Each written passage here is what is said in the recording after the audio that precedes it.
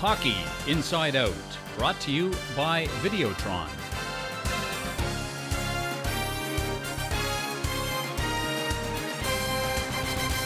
Welcome to Hockey Inside Out. If you check on our HIO website, you'll see we're running a contest with an opportunity for 5 people to come watch the taping of an HIO show. You can also win a 1-year Mega TV package from Videotron, which includes a multi-room HD PVR, which sounds like a pretty nice prize.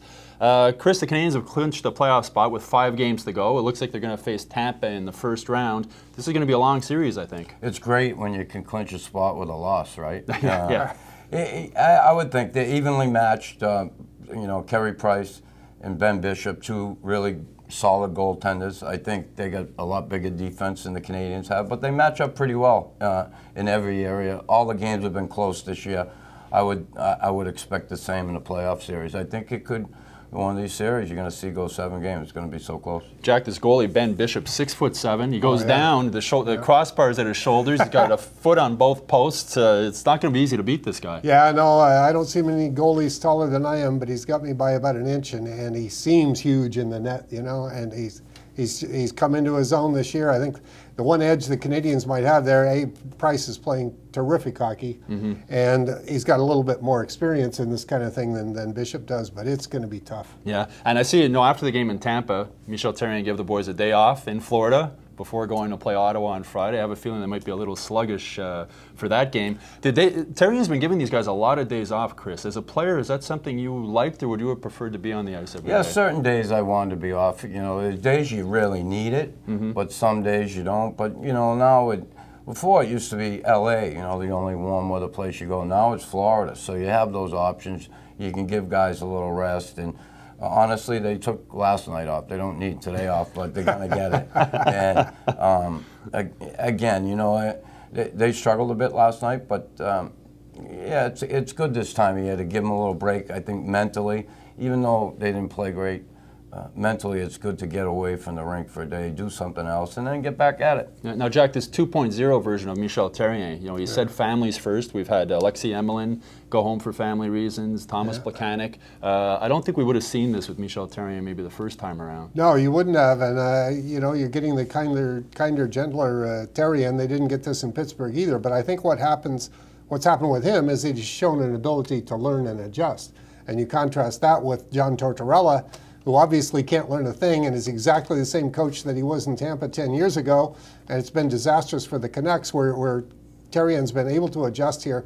I really like what he's doing with the days off, because this team has had a playoff spot really locked up for a couple of weeks, and giving them days off right now, what you need is not to have that mental fatigue going into the playoffs, because whoever they have to face, however far they go, every game is going to be really tough. Now, PK Subban back in the news again. He had 17 minutes and 48 seconds of ice time, Chris, against Tampa, which is low for him. Does this get blown out of proportion, the ice time for PK? Yeah, at times, but he made some mistakes last night. He was coughing the puck up. He seemed off. The whole team seemed off. But again, JJ Daniel, I'm sure, monitors that along with the coach. They talk. Oh, he's not playing well. I want to sit him. I'm not gonna.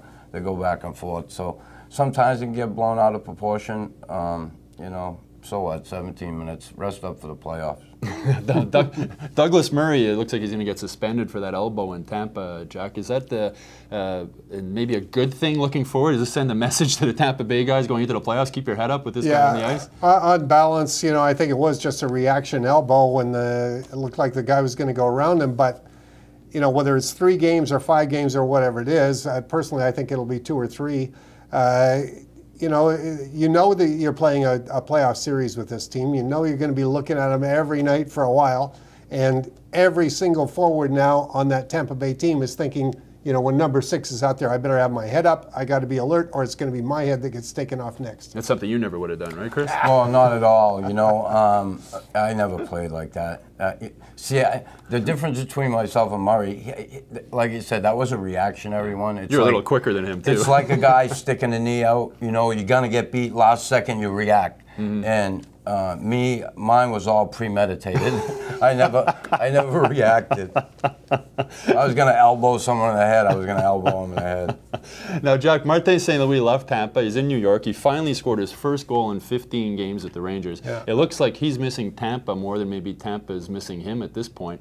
Yeah. What's your take on that whole situation with happening? Well, I think it's true. I mean, you know, for a guy who's as old as he is, St. Louis really acted like a bit of a baby in the whole thing. I was on his side. I felt like he should have been named to the Olympic team in the first place. I felt like he should have been there 4 years ago. But, you know, you're a professional. You suck it up, you go. He's got to know that Yzerman isn't alone making these decisions. He had pressures from all directions. And then he did end up on the team and played a fairly key role. So to come home after that and demand a trade, I heard a story that when Le Cavalier signed his big contract there, St. Louis was in the exercise room on an exercise bike. He heard about the contract. He jumped off the bike and stormed off and left the premises. You know, he's a very proud guy, and I think in this case, his pride bit him in the butt, because you look at what's happened to him there. People were complaining a bit about Vanek when it took him 2-3 games to get going here. Well, it's been way longer from St. Louis, and he's been way less a factor. Now, playing against Tampa Bay, obviously the Habs are going to have to shut down Steven Stamkos. Chris, if you were playing, what would you do, or how would you try and shut down Steven Stamkos? Elbow him in the head. No, I honestly, you have to pay attention to him, but are you going to center your whole game plan around trying to stop this guy? I think everybody, if you're going to put a line out against him, a Jonta or someone, I think that's a good game plan. Try and get him on the ice against him, maybe Plekanec, depending on what's going on. I don't know how the coach is going to think when it comes to this. At home, he might have the last change. No, he will have the last change, and he might use it that way. On the road, it'd be a little more difficult, and sometimes you get too wrapped up in that last change thing and trying to match players. You're always watching what the other team's doing. Oh, what's the other coach doing? Instead of, you know, you're reacting to everything instead of dictating what you want to do with your players on the ice. So sometimes that can be overrated. And at times, when you're always matching against a guy, it throws off the other lines. There's no flow into the game. There's no jumping over the board. So you got to be careful with that. But again, you have to keep an eye on him. And I think that he's going to be really dangerous on the power play. That's where you have to be aware. Stay out of the penalty box and watch out for the PP. Yeah. We'll be back after a short break, and we'll talk about the Toronto Maple Leafs, and someone has called their fans the Charlie Brown of the NHL.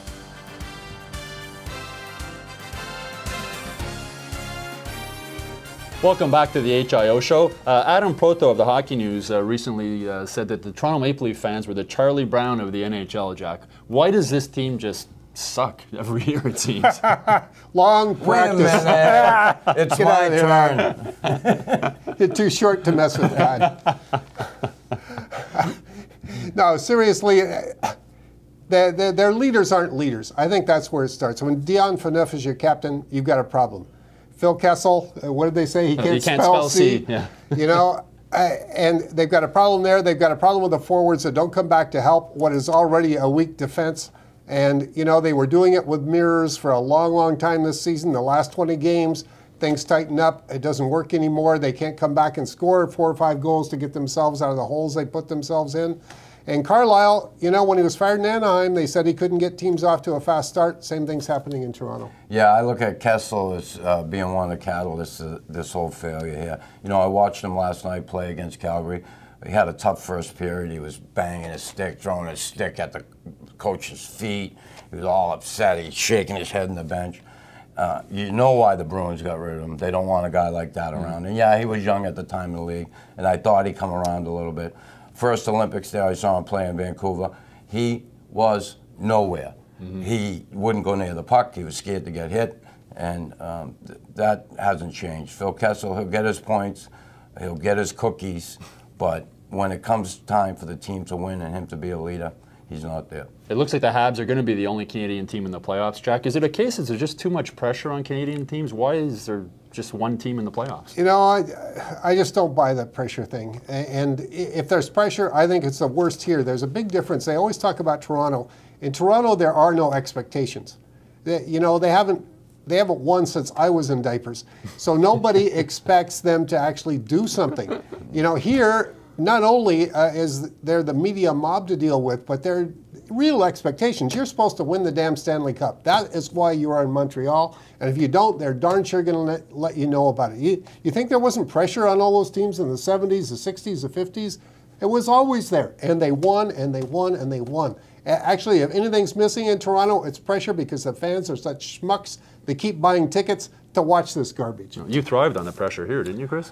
Well, yeah, you know, and again, a different era, and this era, all the teams, it's, 30 teams. It's so hard to make the playoffs. It's crazy, you know.